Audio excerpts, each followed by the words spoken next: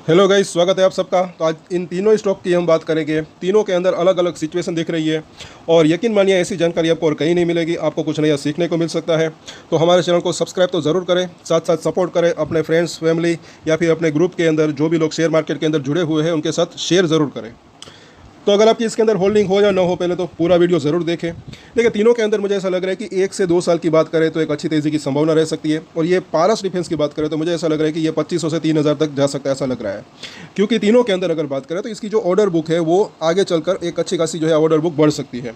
क्योंकि वो जो इंडिया पाकिस्तान की बात हुई उसके बाद गवर्नमेंट का फोकस थोड़ा सा बड़ा है डिफेंस की बात करें तो। लेकिन शॉर्ट टर्म में वॉलेटिलिटी भी रह सकती है, ये भी ना भूलें। अभी ये काफ़ी इसके अंदर गिरावट आ चुकी है, तो एक स्पाइक, एक बाउंस बैक आ सकता है। लेकिन आता है तो कहाँ तक जा सकता है वो देखेंगे, लेवल्स के ऊपर नज़र रख सकते हैं। कुछ लेवल्स को अगर तोड़ दिया तो और थोड़ी सी गिरावट की संभावना अभी लग रही है, बाकी एक बाउंस बैक की संभावना हो सकती है।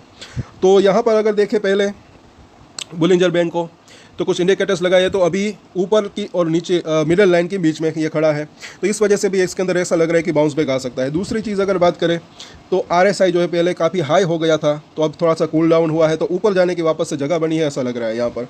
और इस अगर ट्रेंड लाइन की बात करें तो ट्रेंड लाइन की बिल्कुल आज जो सपोर्ट था वहीं पर इसने सपोर्ट जो है लिया है। लो की अगर बात करें तो 1540 के आसपास का।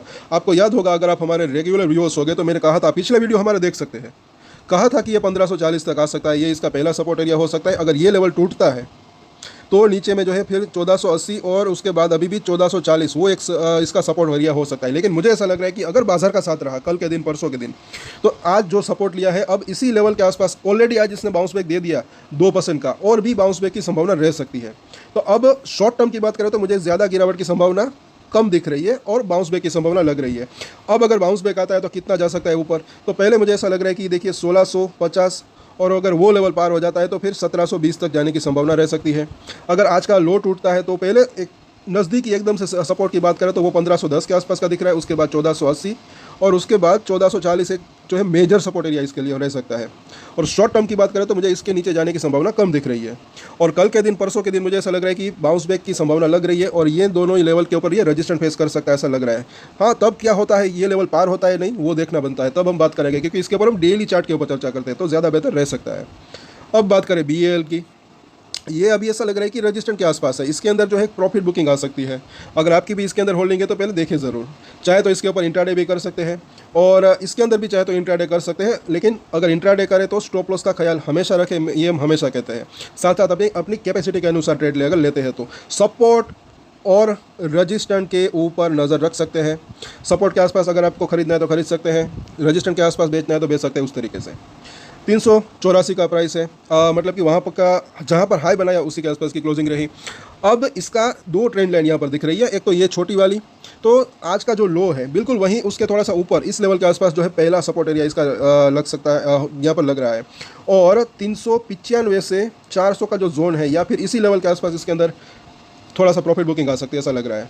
और नीचे आता है तो कहाँ तक जा सकता है वो भी देखेंगे। पहले तो ये ज़रा देखें, वीकली चार्ट के ऊपर बुलिंजर बैंक लगाया तो बिल्कुल बुलिंजर बैंक की ऊपरी लाइन से भी ऊपर बाहर निकल चुका है। तो मुझे ऐसा लग रहा है कि ऐसी सिचुएशन ज़्यादा दिन तक नहीं रह सकती। हालांकि कुछ पॉजिटिव सरप्राइज न्यूज़ आ जाती है तो बात अलग है।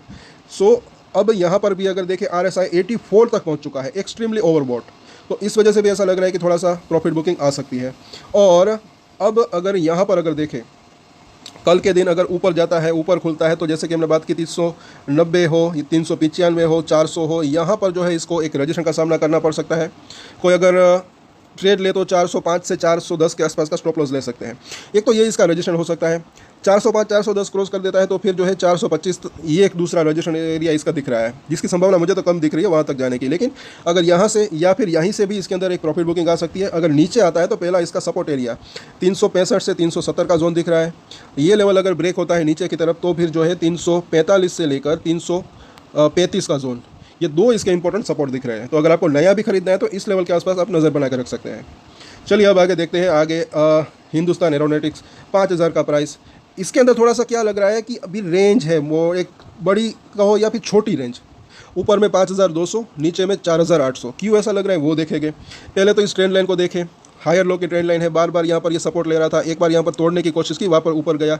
आज भी इसी ट्रेंड लाइन के आसपास इसने सपोर्ट लिया जो कि 48,000 और 800 के आसपास का है। इसके अंदर भी कुछ इंडिकेटर्स लगाते हैं तो यहाँ पर भी थोड़ा सा जो है मिडल लाइन और ऊपर लाइन के आसपास इसने जो है एक सपोर्ट लिया। अभी इसकी ऊपरी लाइन 5100 के आसपास है, तो यहाँ पर तो कुछ क्लियर इंडिकेटर्स नहीं दिख रहे हैं, लेकिन हाँ अगर गिरावट आती है तो ये 46,000 मतलब कि 4600 के आसपास जो है वो सपोर्ट इसको मिल सकता है, 4600 के आसपास। और यहाँ पर अगर देखें, ये ज़रा देखें, RSI थोड़ा सा कूल डाउन हुआ है, पहले ये ऊपर था, यहाँ पर थोड़ा सा कूल डाउन हुआ है। तो अगर बाजार का साथ रहता है तो इसके अंदर भी तेज़ी की संभावना रह सकती है। ब्रेकआउट कहाँ हो सकता है वो देखेंगे। जैसे कि हमने बात की, अभी एक रेंज बनी हुई है, और थोड़ा सा जूम करके देखें उससे पहले ये ज़रा देखें ये चलता कैसे है, इसकी चाल देखें।